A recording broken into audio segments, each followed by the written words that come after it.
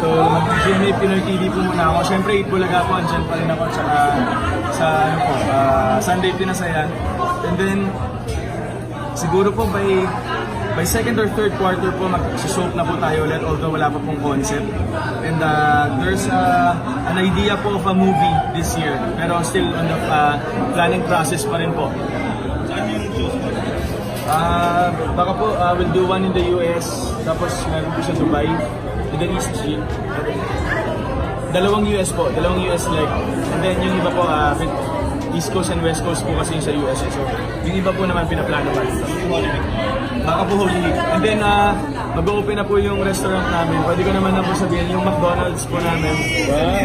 Sa Binyan Laguna po. Mag-open po siya probably April. We're eyeing on an Easter Sunday opening. Second po. Ang exact sa Binyan? Sa Mi Olivares po yung first. Parang 4 or 5 pa lang pala dito. Pang 5th po kami magbubukas. Tabi po kami ng Perpetual University. Along National Highway po. Baka po maglagay. Sa Pawi po muna tayo. Yes po. Anong pakiramdam na meron ka ng McDo? Ano po, pangarap lang po namin ng pamilya ko yan dati kasi may lagi po kaming kinakainan sa may isang supermarket before. Tapos akala ko po kasi dati nun, yung McDonald's, hindi po binibigay sa, kumbaga walang franchisee nun, kumbaga galing siya sa company. Pero sabi ko, sana one day magka-restaurant kami na McDo, kasi we're really avid fans of the restaurant eh. Hindi po not the competition. So we're very happy po. At saka, parang hindi po ako makapaniwala na, nung nakita ko lang po kasi ongoing po yung construction, nung nakita ko po yung takip doon sa pinaka-construction site na McDonald's soon to open, doon lang po nag-sync in na talaga magkaka-restaurant na po kami. Na-inspire mo ba din? Kasi ako na magkakasimay. Yes po, of course, na-inspire din niya po ako kasi syempre sinare din sa akin ni Maine yung idea na yung McDonald's nga is a very good business, and then yung iba ko pong mga nakikilalang franchisees din na pinupuntahan ko po sa iba't ibang probinsya, they really encouraged me to open a store kasi wala pong talo. Meron po. Ano po kasi ako, bali ako po yung owner-operator, and then ang mag-ooperate po, ang magmamanage po ng sister ko, yung bunso po namin. Endorser niya, owner pa. Yes po. Opo, dito. Parang kayo lang ni Maine ang dinag-earth Anong sa ni McDo. nabigyan? As for the record po, kami lang po, yes. Kami lang po dalawa. Kasi napakamahal ng franchise ng McDo. So po. Kayong dalawa, kayo lang ang afford. Nung tinanong po kasi namin yan, yun po yung lumabas sa list. So po, kami lang po dalawa. Ang dami naging endorser, pero kayo lang yung meron ng sarili yung McDo. Pero sa endorser may parang discount May ba yun? discount ba yung franchise fee? Apparently po, dumaan po kami sa normal process ng being a franchisee na wala pong special treatment. So ano yung pinaka-advice ko sa'yo nung nalaman niya meron ka na rin?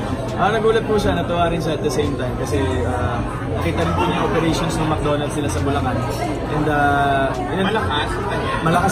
malakas po yung kanila. Basta ang sinabi lang po niya sa akin, masarap pero mas marami yung hirap along the way. Kasi syempre po yung sister din po ni Mel yung nagmamanage.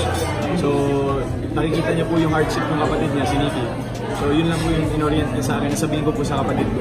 Nagkakaroon ba ng special wall sa McDonald's? May malaking picture mo. Depende po kasi pwede naman bumabago yung design alongside the construction, pero for approval pa rin po ng head office. Then meron lang yung descendants of the son na Pilipino na before pa nababalita na sa'yo. Sa'yo nga Hindi ko pa rin po alam dito eh, actually. Sana po. Sana po kami. Pero sa ngayon po, as of the moment, wala pa pong final word sa soap po. Pero may narinig ako yung gusto mo raw kasi drama talaga. Drama. Well, drama rin naman po yung Descendants eh. Hindi pa po dito. Pero maganda nga daw po Korean story yan, Korean novela. Sana po, sana. Anong movie? Sa ngayon po, may mga offers po kasi may pitch ng rom-com, may pitch ng horror, may pitch po ng dark, what do you call this, dark story. Pero wini-weigh pa po namin kung ano yung mga tamang tanggapin po kasi syempre it's gonna be another movie after yung movie po namin dalawa ni Min. So pinag-isipan pa po, pinagpapalunawan ko po mabuti ng management. May comeback movie kayo. Hindi ko rin po sure, kita kung kami po magkakamovie po kami or so. Pero siguro naman po may project po kami soon.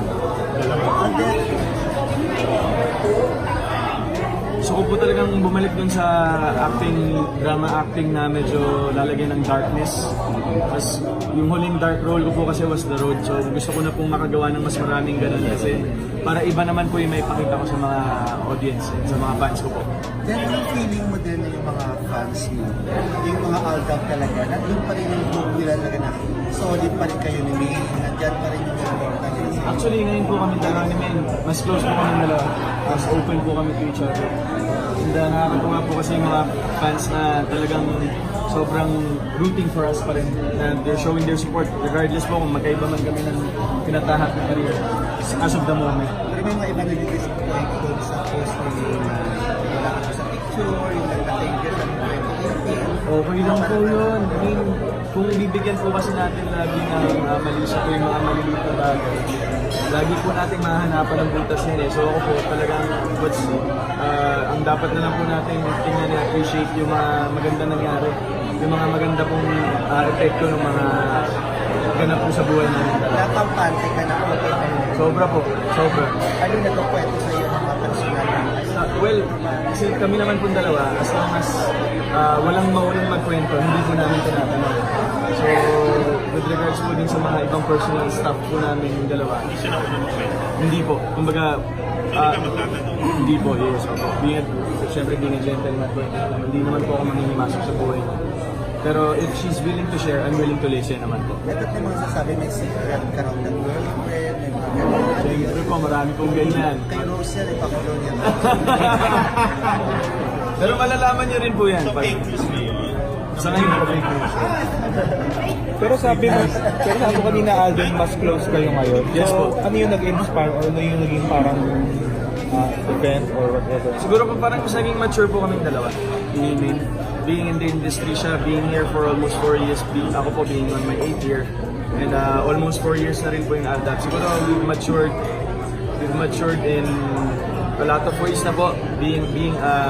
Nakatulong po talaga yung paghihiwalay po namin pagsamantala. And then ang dami po namin natutunan kasi as individuals.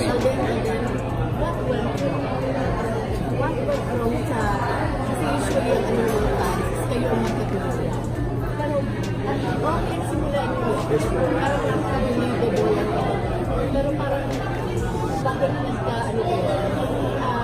kayo ba or bakit hindi kayo What went wrong po, I guess nothing went wrong po. It's just a matter of choices. I'll just leave it there. It's a choices. McDonald's po. Actually, hindi lang po sa akin, sa family ko po talaga. Parang pareho kayo ni May nagsasabi na sobrang swaya nyo kayo. Opo. Ikaw sabi mo, you're at your happy end. Kung kailan hindi kayo together, di ba? Bakit gano'n? Hindi ko po alam. Siguro, ang hirap, ang kaligayahan po kasi para sa akin, hindi niya po talaga, hindi ginagamitan ng isip eh. It's a feeling. Tapos minsan po yung pakiramdam na yun, hindi mo alam kung saan galing. Talagang masaya ka lang. At gusto mo lang malaman ng lahat na masaya ka. So, Less yung stress sa inyo. Wala masyadong pressure na kasi. sa ngayon po, mas relax po at mas masaya kami dalawa. Sobra po. Mas masaya. Si May, parang totoong happy siya. Mukhang may nagpapahappy sa kanya. Ikaw ba? Oo. Hindi kasi po, in my 27th birthday, ang dami kong tiningnan ng 2018 na nangyari sa buhay ko na sobrang daming magagandang blessings. Tapos siguro kaya lang po ako talagang masaya kasi ang dami ko pong natutulungan dahil sa trabaho ko. Yung pamilya ko po nadadala ko sa abroad because of my work. Tapos I'm able to secure their future. Yung unti-unti po nagiging maliwanag yung future ko para sa family ko. Yung future nila for me. Kaya yung kaligayahan ko na lang po ganun kasi parang almost malapit na akong pwedeng unahin ko naman yung sarili ko. Malapit pa na. Malapit na. On hold ba lang like? Among busy ka sa kanila? Hindi sa on hold po eh, wala pa po eh. Wala ba? Wala pa po.